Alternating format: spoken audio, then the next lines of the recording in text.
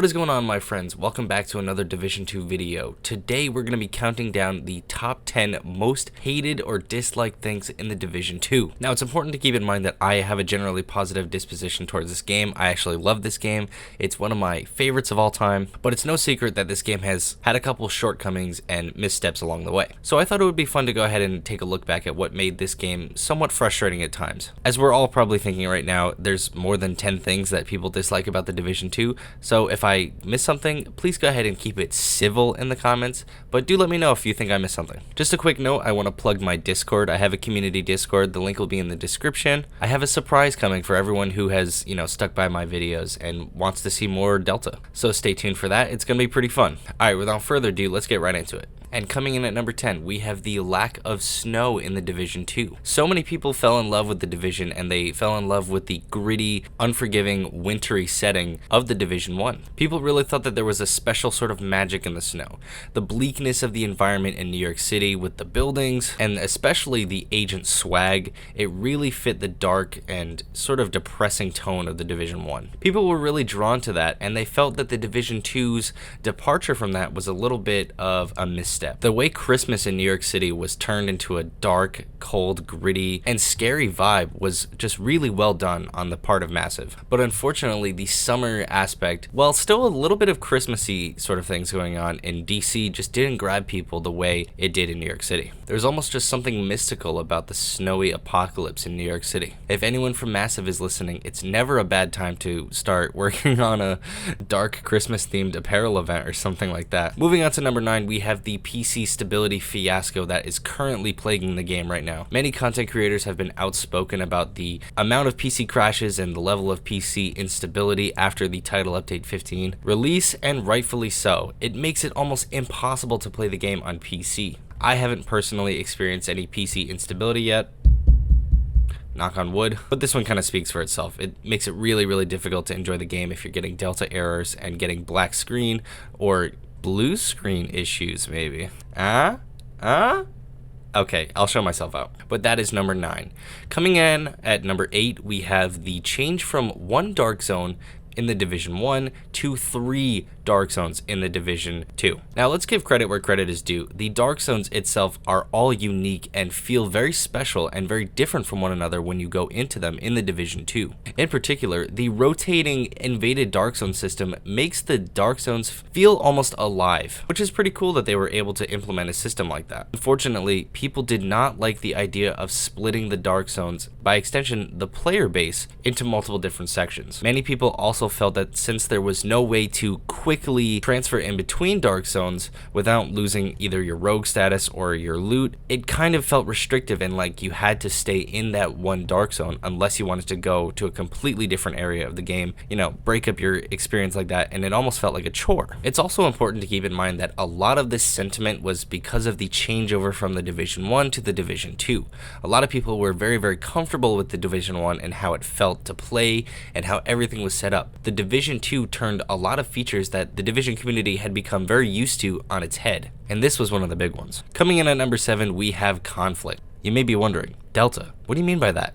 Conflict? That's right, guys. The entirety of the conflict game mode is the worst thing to ever be implemented into the Division 2 or any Division property, for example, and I hate it so much. No, I'm just kidding. But if we're being honest, the conflict game mode does have a couple really stark issues that just make the experience slightly unenjoyable. For example, why does the mercy rule even exist? Because you could go down by 8 kills and just immediately be in the mercy rule, and you only have 2 whole minutes to tie the score up. It's pretty annoying. While we're on the topic of annoying things in conflict, let's talk about skill builds. In my very humble opinion, they are too powerful at best. At worst, they need to be just deleted from the game. But obviously, people really like the way that the game feels when they play with a skill build, which is why they use the Shrapnel Trap and the Stinger Hive at skill tier 6. Super fun and engaging, right? Right, guys? Well, if that wasn't 7 and 6 wrapped into one, the next one was status effect builds, especially Creeping Death in PvP, where it doesn't even matter how much healing you have, you're still going to die to the fire because your teammate got hit with fire. Not much more needs to be said about that, because there's just a myriad of reasons why people are kind of disenfranchised with the conflict game mode. The silver lining about all of this is that Massive is going to start taking a look at these outlier PvP builds that are overperforming in conflict particularly,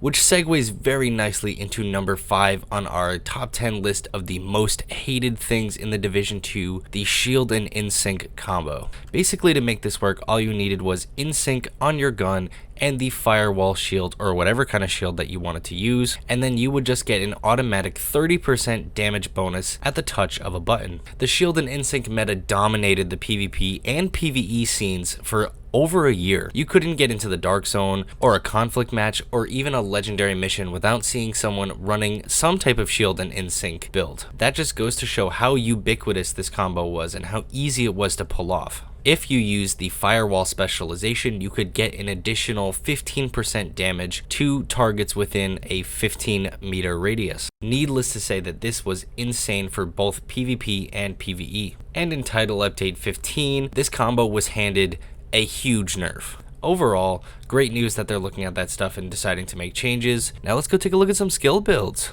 But coming in at number 4, we have the Division 2's armor system. Armor and how it relates to player toughness has always been a really difficult aspect for Massive to balance, even dating back to the Division 1. Certain types of guns would have inherently more enemy armor damage, specific mods would allow you to have more survivability, and overall it was kind of a nightmare to balance back in the Division 1. Starting with the release of the Division 2, armor works completely differently than it used to in the past. It's now completely separated from health, and essentially, if your armor was depleted in the middle of a fight, you're basically dead. This issue, coupled with the fact that there was no instant healing methods in the Division 2 at launch, completely changed the flow and feel of combat in the Division 2. The PvP experience was completely different, and even the Division 2's PvE experience was completely changed as a result of the implementation of the armor system. However, it is important to note that this change put the Division 2 more in line with Massive's original artistic idea for the Division as a cover-based shooter. Players were essentially forced into cover or at least out of the fight in order to apply their armor kits safely because it does immobilize you. This simple change was not very well received at launch in the Division 2. Nowadays we're very much more used to it, but they are bringing back instant med kits like they had in the Division 1. So I'm very excited to see how that's going to play out. Moving on to number 3 on our list here, we have the developer silence after the update to the Division universe. I really don't think that there's a lot of explanation needed for this. If you've been a fan of the Division and following since the days of Warlords, you'll know exactly what I'm talking about. But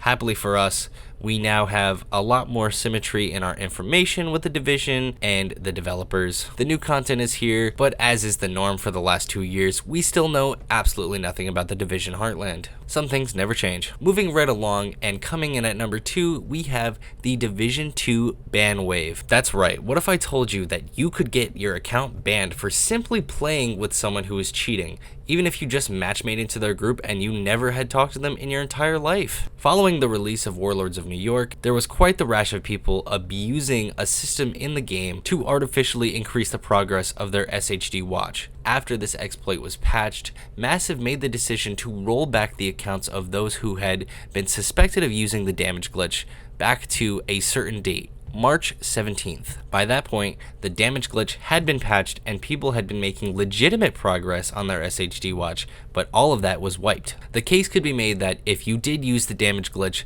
then of course you most likely deserve to have your SHD and your progress rolled back, but mistakes were made, and those who did not even use the damage glitch but somehow matchmade into groups with people who were, had their progress rolled back as well. So needless to say that there was a lot of paranoia around this time, and a lot of people were concerned that they were going to be next, that they were going to be sniped, and they were going to lose all their progress on their gear and their SHD watch for something that wasn't even in their control. There are a lot of players within the community who believe that Massive overcorrected and overcompensated and put the burden of their own mistake unfairly on the players. However, I must remind you that exploiting and anyway cheesing the game is probably against TOS, and you probably shouldn't do it, and I am not 100% not encouraging you to do that. But moving on, coming in at number 1, we have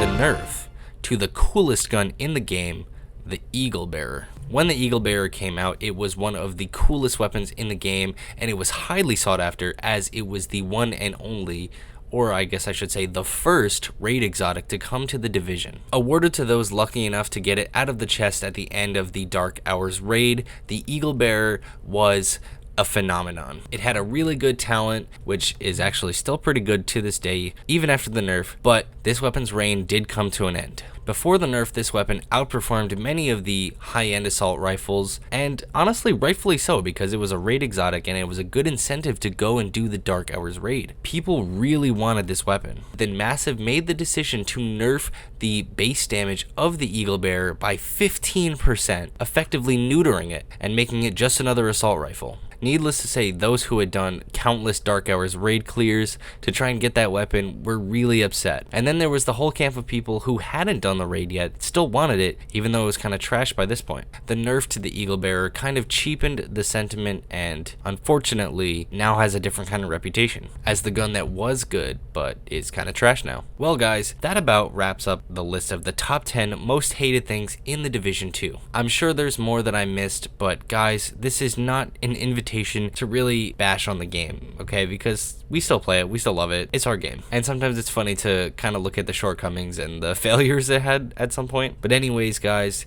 stay tuned for some new channel updates, and yeah, I hope you guys enjoyed. Make sure you join the Discord if you guys are new here. Don't forget to like and subscribe if you enjoyed the video. I appreciate you guys. Everyone drink some water, and I'll see y'all in the next one. Deltah out. Peace.